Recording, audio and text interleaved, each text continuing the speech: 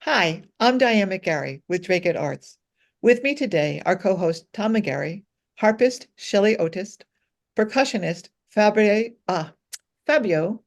Pirozzolo, and ASL interpreter Julia. Harpist Shelley performs as a soloist and with several ensembles. Highlights include opening for the Maddie Pryor at the Music Haven with Ulster Landing, the South Shore Folk Music Club in Kingston, Mass., the Boston Recorder Society concert series, and private events in France, Puerto Rico, and Mexico. As a composer and arranger for the harp, she draws on multiple musical traditions and has traveled in Mexico, Chile, and Ecuador interviewing harpists. From the arpa llanera tradition, which we'll have to find out more about later. Fabio Pirozzolo is an Italian drummer, multi-percussionist, and singer. Originally from Italy, he started his career as a folk percussionist in a famous Terracina folk group. He traveled throughout Europe with them, performing concerts and giving lectures on regional Italian frame drum techniques. At Berklee School of Music, where he graduated, he performs in virtually any genre, from jazz to world music to rock. He's a co-founder of the music ensemble Gran Fatilda, and Italian folk ensemble Nupoli, where he plays percussion and sings. He's currently the drummer for Guru Ganesha Band, Vanessa Thryan, and the Jumping Monkeys, and the Union United Methodist Church Band, and the percussionist for Rythme Greek Ensemble, Musaner, Chesney Trio, Sawari, and Ravev Armenian Folk Ensemble. His experiences have led him to drum for such world-class performers as Herb Reed's Platters, Mario Fanguli, George Perez, and John Butler. He collaborates with Berklee College world-class teachers and a masterclass teacher himself. He has authored drum transpositions for Skip Haddon's drum book, Profiles in Jazz Drumming, and Broken 8-Time Feel. His transcriptions are referred to in many Italian and Polish drum magazines. We are so excited to have the two of you here. Yeah. Thank you. We're excited to We're be very here. happy to be here. Thank you. So can you tell me, Shelley, what an arpa llanera tradition is? That's a tradition that comes from Venezuela and also Colombia. Every country in South America has their own harp tradition. Oh, really? Yeah, and the Spanish brought the harp to South America when they colonized, and then the people there took it and made their own traditions. And it's one of my favorite harp traditions. I love it. I love the way it sounds. Oh, wow.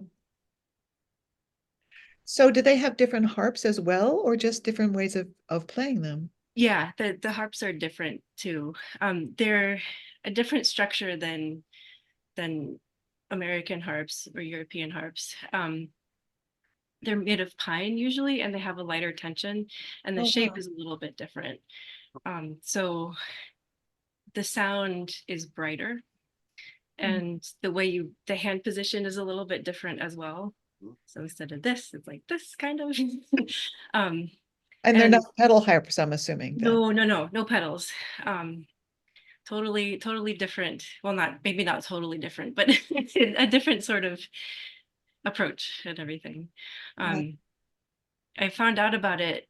I was in Mexico on vacation, and there was a band that came by that had a harp and a guitar and a singer, and I loved it.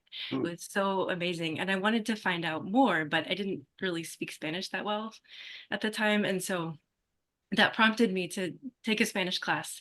And then I went back to uh, not Mexico, but I ended up going to Ecuador and Chile. And I was able to find some harpists there. It was a little bit tricky to find them, but I did. And it was an amazing experience. And I just love the music that they play. That's really neat. Will you be including some of that music in the performance? Yes, I will. Yay. I unfortunately don't have a they call it a Paraguayan harp. I don't have one of those, so it's a little bit different, but it still works on my harp. So That's great. That's great. And Fabio, what are framed instruments when you talk about that you were helping with framed instruments in some Oh, places? frame drums. Frame drums is a large family of one-headed drums. Sometimes they have two heads. Mostly is a one-head drum. The reason it's called frame is because the instrument is built from a frame. 99% of the time is a circle, Yeah. which is very easy to actually recreate. It's probably the most ancient form of drums artifact that we know of. The Phoenicians had frame drums, Egyptians have frame drums, and pretty much any tradition. The Native Americans have frame drums, the Irish have frame drums, the Spanish, the Italians, North Africa, in India, in Africa. So anywhere you go, frame drums are pretty much there. What they're called frames, as I said, there's usually a stable wood. It's bented, sometimes using water, sometimes using steam, depends on what part of the human history you are. It's bent to a shape of a round, and a skin is placed on it by means of like animal glue, you know, artificial glue, nails, or whatever. So the head is stretched. Or sinew or something like that as It's well? usually animal skin. like To sinew, I think. oh Sinew. Like, yeah, keep going. oh sorry, yeah, it's usually like, yeah, it's animal skin. Most of the time it's goat, sometimes sheep, but you say cowhide is used. Lizard. Uh, I don't want to go into like big. Wait a minute. So if you have different skins or drum heads, is that what you call them? Yeah, Would those make different sounds? of course, of course. Like the thickness of the skin gives the drum a certain character. Also, the depth of the frame makes for the diameter and the depth of the frame makes for different characteristic in sounds. Obviously, the thinner the skin, the better it is for high sounds, and the drum sings a little more because having less resistance from like mass, the head vibrates a lot more. The thicker the head, the more thumpy and dark the sound you obtain. To the extent that in some tradition, especially I saw some of those in South America, but I saw that in southern Italy as well. They actually leave the fur of the animal on the skin, so that the drum has a very thumpy and dark sound. Um, and again, thickness, diameter, and depth of the frame makes for different characteristics. Also, how you strike the drum. Are you using your hands? Are you using a beater? You tend to create different textures or different sounds. Most of the time, the music, it's what dictates the timbre of the instrument. So in southern Italy, depends on what part of southern Italy, the tambourine, which is the main percussion instrument, it's a jingle frame drum. So it's a frame drum with jingles. Diameter, kind of skin, techniques dictates first of all the style and how the drum is played and the dance itself. And depends on what parts of southern Italy you are. You get different drums and different techniques and different dances. They all come under the umbrella of tarantellas, but with few differentiation, depends on where you are. So are there also unframed drums? Aren't all drums framed? There's drums and frame drums. Usually the drum itself has two heads. There's the top head, which is a striking head, and then the one on the bottom, which is called a resonant head. So the two drums, pretty much the two heads vibrates because of the result of one striking and then the other one receiving the vibration. Then there's air inside the drum, and that's where the sound comes from. They have different characteristic, like the regular drum set, but like another drum because it's a different shape. For example, a djembe, which everybody knows, the West African drum that looks like a vase. Now, because of the shape, you got a different sound. It's a cone and then opens up on the bottom. So because of that, you get a different sound. The darbuka, which is a smaller version of a djembe, which is usually played not with your hands in this position, but it's actually on your on your lap, and then you do this kind of work rather than this kind of work. Same thing. It's a vase with a hat on it, different sound, different characteristic. I would say those are like hand drumming most of the time. Then there's like regular drums to play with your sticks, and then frame drums, which are like just like, as I say, frame usually like of round shape with a hat placed on it and of different kind to create different sounds. Some drums are square, like a tamburo quadrado, like in Portugal, for example. That's still a frame drum, which is built off of a frame. In that case, it's a two-headed drum. One part of the drum is stricken with your hand, and the other one has a mallet, and that's used in Galicia, and all in Portugal as well. So yeah, I mean, it's fascinating once we get into that world, like, because there's different techniques, there's different music, songs that go with it, dances that go with it. The instruments usually take the shape of whatever music they are used to accompany, or what kind of dance they used to accompany. And that doesn't go only for drums, goes for any other instrument. You think about the violin, right?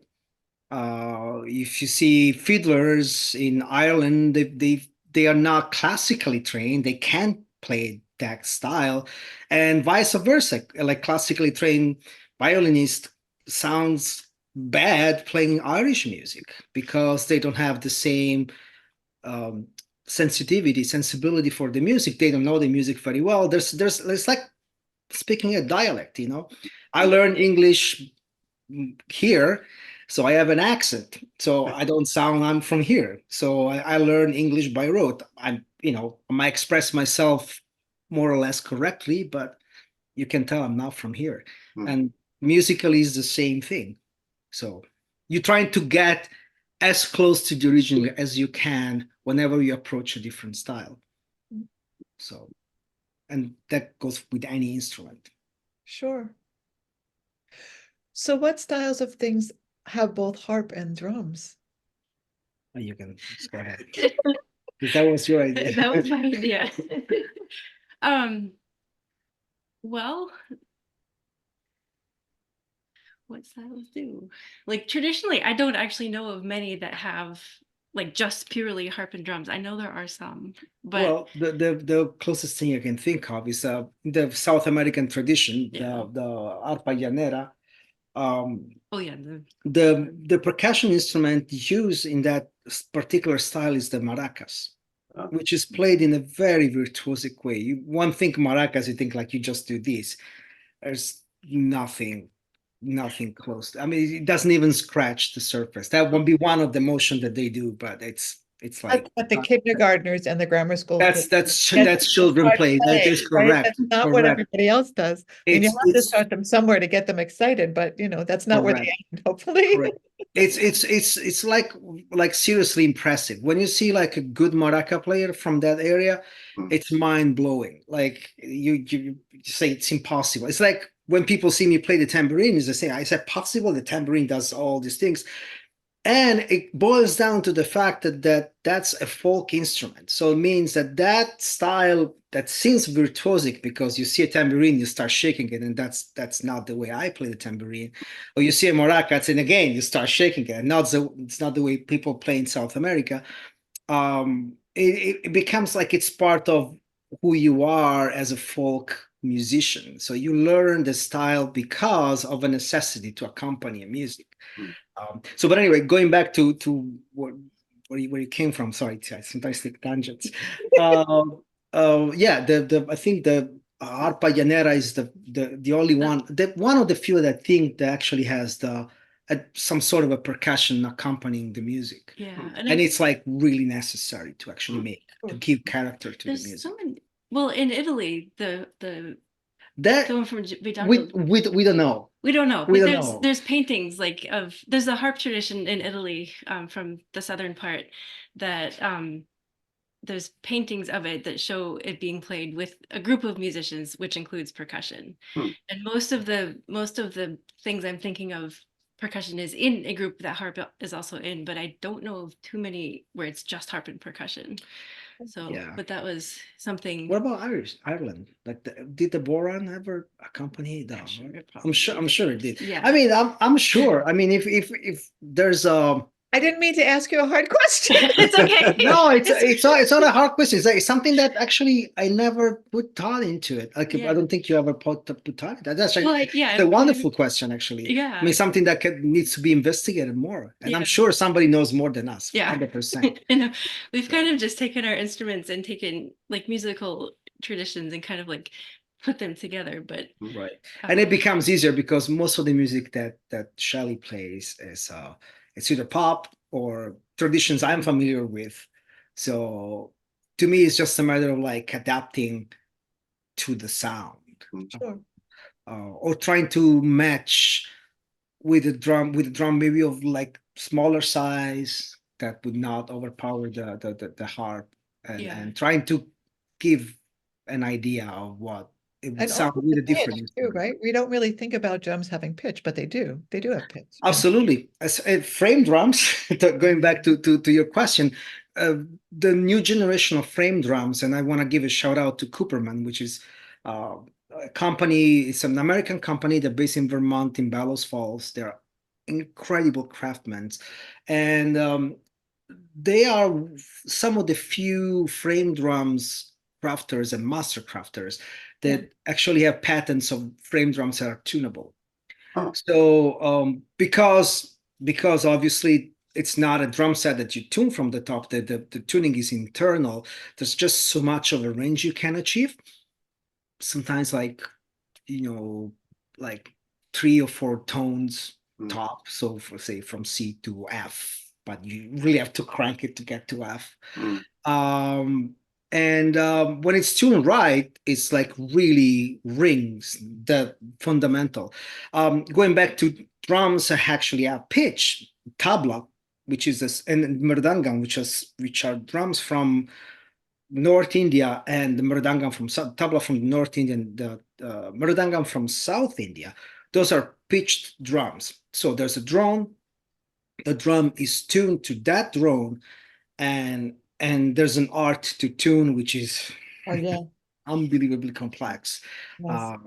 And the drum, when you hit certain sound, which usually it's called na, the na sound, it resonates. It's very metallic, high pitched sound for the tabla, and very dark, still very with a lot of like metallic sound on the mridangam, very dark. And so for all the percussion from India, those drums are pitched because there's a drone that keeps going. So imagine having a drone in C, and then the drum starts being C sharp, or in B, which is like F step away. It would sound like doesn't sound good. So yeah. What type of music are you guys going to bring to us? We're going to bring kind of a mishmash of many things. Some of the some music from my favorite traditional things is going to comprise most of it. So Irish, South American, we have some Middle Eastern, and then probably also some pop songs and some music that we've written. So nice. I know. So you are a composer. That's really amazing to me. It's really not that hard. Well, it is until you do it.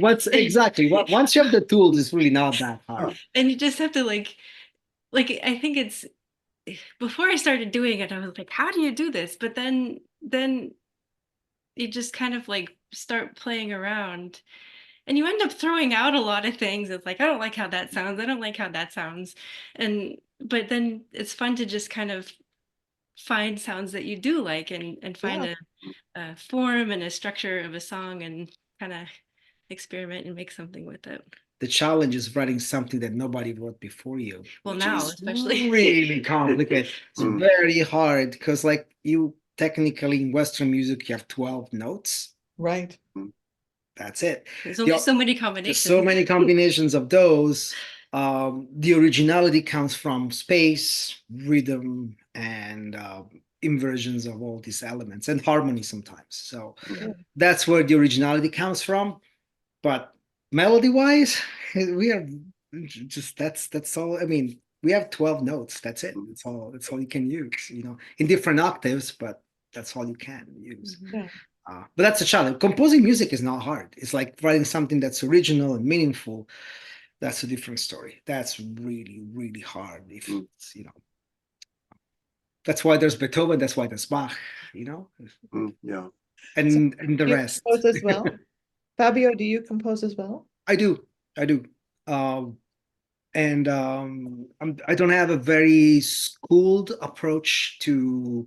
I don't think anybody has just. I don't call it schooled approach, meaning that I think everybody has their own way to go about how you compose. Sometimes I start from a melody. Sometimes start from like a bass line. I'm not proficient in any instrument where I can actually sit down and come up with chords. So if I had to come up with harmony, I had to heavily rely on theory. So some people said just like sit down and just like play the chords and it's just under their fingers. I can't do that. Sometimes I just see a note, That I with a hear a rhythm. bass line, and I build the rest of the chords. Yeah, You do that with a rhythm. I do. Sit down and create There's rhythm one that other people couldn't even think. correct. Well, I have an advantage because I think what challenges most people is like writing something that's rhythmically meaningful or it's interesting. Because I play, and I'm sure we'll play more interesting music. I get exposed to a lot of Yeah. different rhythms, and being exposed to so many different folk traditions inform me to more, give me more tools. It gave me a lot more tools that give me like an advantage when it comes to either accompany people or if I have to give suggestions on how something should go about because I have more tools in my box that I can take from, Uh, doesn't make me better. It Oh, no, just it's just different. I mean, I've been very lucky to be exposed to so many different traditions. So that gave me a lot. I have a bigger toolbox. I'm not saying that it's biggest. There's people that know a lot more than me, and it's great to know that there's people that like that because you always have somebody to look up to, and you can always have room for improvement and way to learn more and more. life is never boring. You look at it that way. Yeah, it's wonderful. You always have something like, oh, I don't know this, and it's like let me go find out. Yeah. And that sparks curiosity, and then you go down a rabbit hole, and then you just like down deep, and you don't know where the exit is anymore. Then you have to go and find a tool somewhere else. It's great. It's wonderful. So A you lot of, go on, go on. I was just gonna say a lot of the songs that I've written have actually come out of when I'm tuning my harp. And I'll just I didn't play, know that. yeah, I'll play some random notes just to kind of check, and then I'm like, oh, that's kind of interesting. And then I have a little place I keep all those and can develop a song from that. She's actually very very humble, but she's a classically trained pianist at Vanderbilt, so she's amazing, and she's also has perfect pitch, so which puts me to shame. It's like, what note is this? And she's like, C sharp, G, whatever. So you didn't start on the harp. How did you come to love the harp so much? I just always have. Like I think when I was 3, I think I saw it on TV or something, and I asked my parents for harp lessons, and they couldn't do it at that time, but they got me piano, and it was kind of just always often in the back of my mind. When I You didn't was sing at Harpo college. Marx. You weren't seeing Harpo Marx, was it? No, it was. Although I did see him later, and he's amazing. But no, I think it was just like a televised orchestra Oh, wow. performance or something like that. I don't remember. I just remember seeing it on TV. But when I was in college, there were a couple of harp students at at my school, and Oh. I tried at that point. I wanted to take lessons from them, but it didn't work with the course load and all the practicing I had to do for piano. Sure. But it was after college I found the Celtic harp, and I was like, Oh. I could probably do that. You know, they're not as big, and when you're just out of college and don't really have a house yet or anything like that, it's a good option, a little easier to deal with than either a piano or a larger harp. So Hmm. yeah, and then I just started and I loved it. I love the way it sounds. I don't have that same love for piano. I just love the sound of the harp. So Do you always tune your harp perfectly, or do you ever, I'm not sure if I'm saying this right, tune it not according to traditional Western tones on purpose? I do, I use Western tones because the music that I'm playing needs that. Yeah, okay.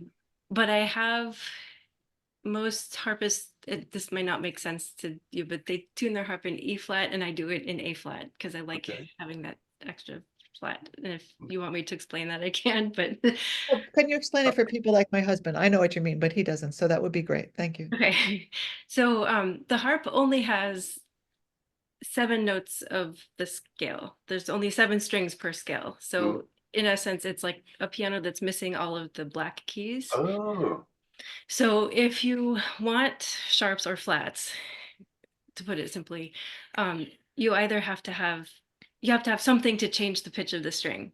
So in with pedal harps, that's the pedal that does that, and with Celtic harps, it's the lever that does that. And you'll see me when in the concert, I'll play, I'll be playing and I'll have to switch a couple of levers, and because of that, most harpists tune their instruments to a flat key because when you only have the string and then the half step above that. So you want the flat and then the natural. Otherwise you'd have more sharps and not enough flat. So that just gave tuning it in A flat gave me an extra flat. oh, wow. I hope Very that made cool. sense. Yeah. So I mostly follow that. I'm sure Diane. I didn't, I mean, if it didn't make sense to you, it didn't make sense to me either. I So have a friend who's a violinist with a master's and she still can't figure out why I tune my harp in a flat key. So it's okay. Okay. If it didn't make any sense, it's okay. Well, it also works for you.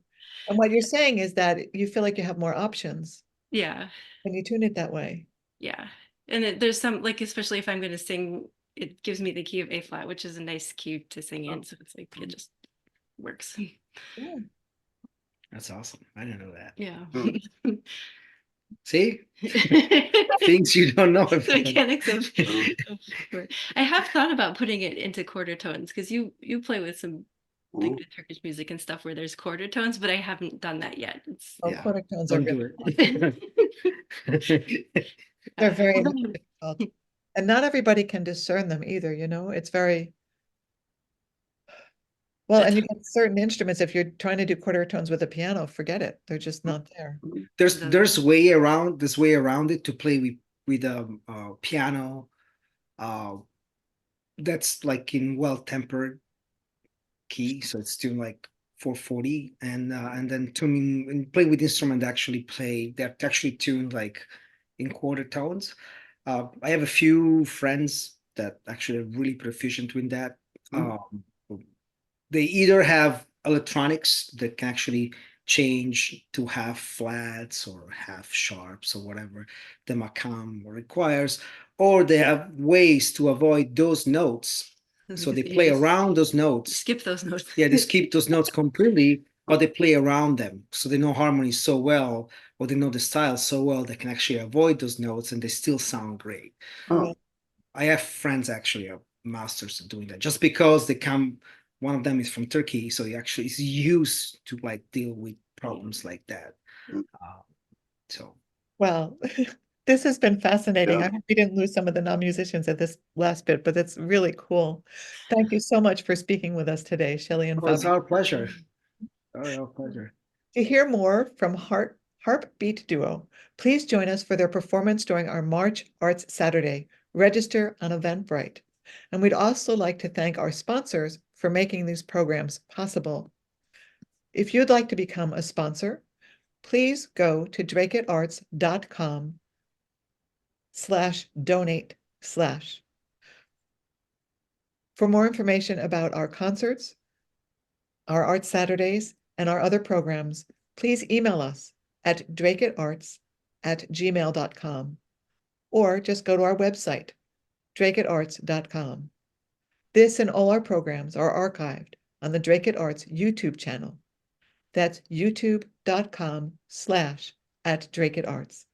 Thank you so much for joining us today. You're welcome. It's our pleasure.